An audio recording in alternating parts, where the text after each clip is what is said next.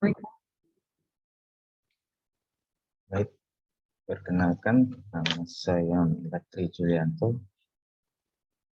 Pada kesempatan ini saya ingin mengerjakan ujian tengah semester mata kuliah manajemen operasi dosen Ibu Putih Febriasari PSDM-SC. Baik, untuk pertama saya akan menjawab pertanyaan yang pertama, yaitu apa itu definisi manajemen operasi? Oke, manajemen operasi terdiri dari dua kata, yaitu manajemen dan operasi. Manajemen adalah proses untuk meraih tujuan organisasi secara efektif dan efisien dengan memanfaatkan sumber daya yang ada. Operasi adalah aktivitas untuk menghasilkan produk, baik berupa barang maupun jasa. Oke, jadi keseluruhannya adalah manajemen operasi adalah bentuk pengelolaan menyeluruh dan optimal pada aspek tenaga kerja, barang, mesin, peralatan, dan bahan mentah atau faktor produksi lain yang bisa dijadikan produk, barang, dan jasa. Itulah definisi manajemen operasi. Oke, yang kedua, jelaskan perbedaan konsumen eksternal dan internal serta supplier eksternal dan internal. Oke, konsumen internal merupakan karyawan yang merupakan input dari karyawan yang lain untuk dapat melakukan pekerjaannya. Konsumen eksternal merupakan konsumen akhir yang menggunakan produk atau layanan yang dihasilkan oleh sebuah perusahaan. Konsumen akhir dapat berupa individu, lembaga tertentu, dan juga pengecer. Apa itu supplier internal? Internal ialah pihak di dalam perusahaan yang memasuk sesuatu, barang, jasa, informasi pada rekan kerja yang lain dalam perusahaan. Supplier internal adalah pihak dari luar yang memasuk sesuatu maupun berupa sumber daya, barang, jasa, informasi dalam jangka pendek kepada perusahaan. Oke, kita masuk yang ketiga. Perbedaan proses operasi manufaktur dan jasa. Oke. Proses operasi manufaktur terdiri adalah memiliki waktu respon yang lebih lama, lebih padat modal, kualitasnya dapat diukur dengan mudah, tingkat interaksi dengan pelanggannya rendah. Sedangkan proses operasi jasa adalah memiliki waktu respon yang cepat, kemudian modal relatif, ketiga kualitasnya tidak dapat diukur secara jelas, serta tingkat interaksi dengan pelanggan lebih tinggi. Untuk pertanyaan selanjutnya yaitu definisi, tujuan, dan contoh proyek. Apa itu proyek? Proyek adalah sekelompok aktivitas yang saling berkaitan, mempunyai titik mulai dan titik selesai yang jelas, menghasilkan hal unik berdasarkan alokasi sumber daya tertentu. Tujuan utama proyek adalah menyelesaikan proyek tepat waktu atau lebih awal, tidak melebihi anggaran, sesuai spesifikasi untuk memuaskan pelanggan. Contoh proyek dalam kehidupan sehari-hari adalah perencanaan pernikahan, renovasi kamar mandi, menulis makalah, dan perencanaan sebuah pesta. Sedangkan contoh proyek di dalam bisnis seperti audit perusahaan, membuat kampanye perikanan, renovasi gedung, dan lain-lain. Oke, kita selanjutnya ke pertanyaan berikut. Hubungan kualitas, waktu, dan biaya dalam pelaksanaan proyek. Oke, di sini dapat kita jelaskan bahwa di dalam melaksanakan sebuah proyek yang harus menentukan kualitas yang dihasilkan, kita harus menentukan kualitas yang dihasilkan. Seperti untuk mendapatkan kualitas yang baik, maka akan diperlukan biaya yang besar dan waktu yang cukup panjang. Karena semakin baik kualitas proyek yang dihasilkan, maka semakin lama juga waktu yang dibutuhkan, sehingga akan berpengaruh terhadap besarnya biaya yang dibutuhkan. Kenapa kualitas, waktu, dan biaya itu sangat berkesinambungan, berhubungan. Demikian. Oke, untuk selanjutnya, pertanyaan selanjutnya, kurva project life cycle.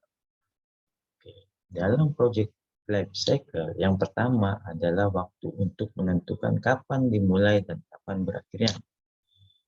Project life cycle terdiri atas 4 bagian, yaitu pertama, definition and organization, yaitu berisi tentang deskripsi apa yang akan dikerjakan, bagaimana kualitas yang akan dihasilkan, kemudian kapan harus dikerjakan, dan lain-lain.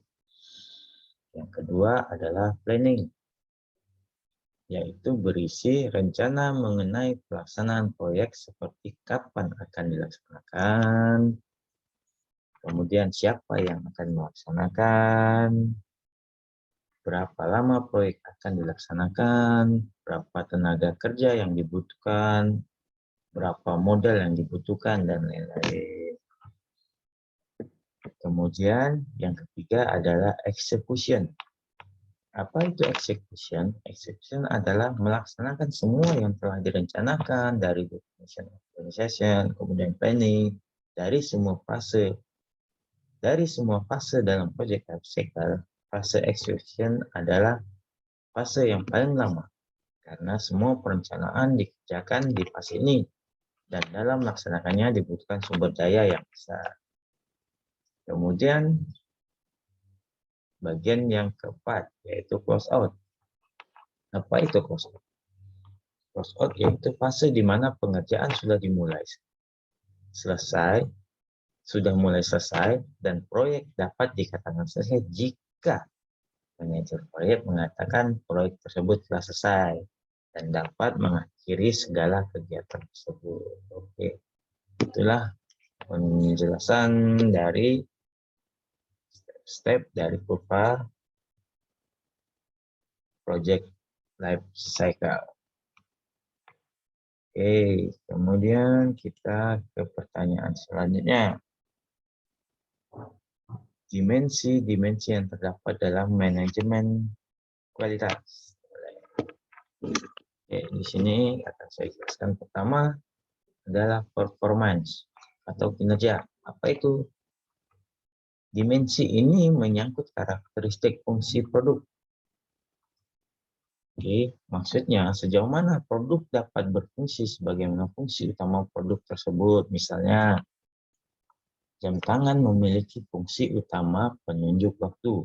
Sejauh mana jam tangan tersebut dapat memberikan kita informasi mengenai waktu secara akurat. Dimensi performance ini merupakan hal terpenting bagi pelanggan, dan hal terpenting bagi pelanggan adalah apakah kualitas produk menggambarkan keadaan yang sebenarnya atau tidak, apakah pelayanan yang diberikan dengan cara yang benar atau tidak, itu yang penting. Oke, yang kedua feature atau pelengkap. Dimensi ini menyangkut kelengkapan fitur tambahan. Maksudnya suatu produk selain mempunyai fungsi utama, biasanya juga dilengkapi dengan fungsi-fungsi lain yang bersifat komplement. Misalnya, produk handphone selain dapat digunakan untuk berkomunikasi lisan dan tulisan, juga banyak yang dilengkapi dengan fitur-fitur tambahan. Dapat digunakan untuk membuat schedule, catatan, memiliki fungsi jam, penunjuk lokasi, kalkulator, permainan, dan lain-lain. Jadi selain fungsi utama dari suatu produk dan pelayanan, pelanggan sering tertarik pada kemampuan atau keistimewaan yang dimiliki produk dan pelayanan tersebut. Oke, selanjutnya adalah reliability atau keandalan. Dimensi ini menyangkut kemungkinan tingkat kegagalan pemakaian. Artinya, apakah produk sering tidak dapat dioperasikan sesuai fungsi utama karena ada masalah-masalah teknis ataukah lancar-lancar saja.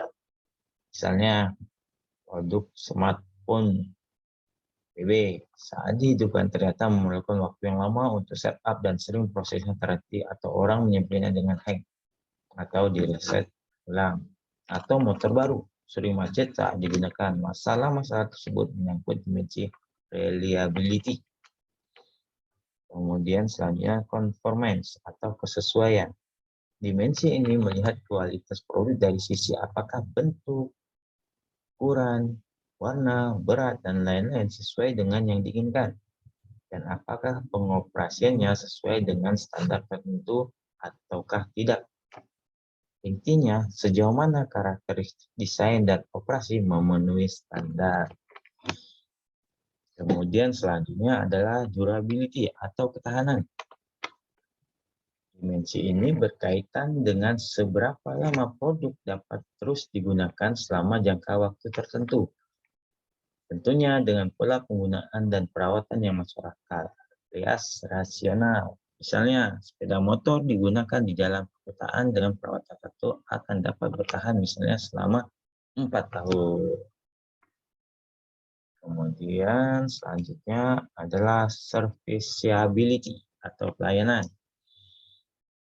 Dimensi ini melihat kualitas barang dari kemudahan untuk pengoperasian produk dan kemudahan perbaikan maupun ketersediaan komponen pengganti. Jadi, dimensi ini terkait dengan sejauh mana kemudahan produk untuk dapat dilakukan perawatan sendiri oleh penggunanya. Bila suatu barang dalam hal perawatan membutuhkan perawatan khusus dan membutuhkan pihak ketiga, maka dapat dikatakan serviceability dari barang tersebut relatif rendah. Dengan makin rendah lagi bila selain membutuhkan pihak ketiga untuk perawatannya, pihak ketiga yang bisa merawat barang tersebut sulit dicari. Kemudian selanjutnya estetik atau estetika. Dimensi ini melihat kualitas suatu barang dari penampilan, corak, rasa, daya tarik, bau, selera, dan beberapa faktor lainnya. Mungkin menjadi aspek penting dalam kualitas. Dimensi ini menyangkut keindahan, keserasian, atau sesuai yang membuat enak dipandang atau dirasakan sehingga memberikan suatu daya tarik tersendiri pada konsumen. Kemudian yang terakhir adalah dimensi persep atau citra dan reputasi produk, di mana dimensi ini berbicara tentang kualitas dari sisi persepsi konsumen. Persepsi konsumen tersebut dapat terkait nama besar atau reputasi perusahaan ataupun merek. Dari dimensi ini, kualitas adalah bagian terbesar dari kesan pelanggan terhadap produk. Baik, semuanya sudah dijawab untuk PTS manajemen operasional. Saya ucapkan wassalamualaikum warahmatullahi wabarakatuh.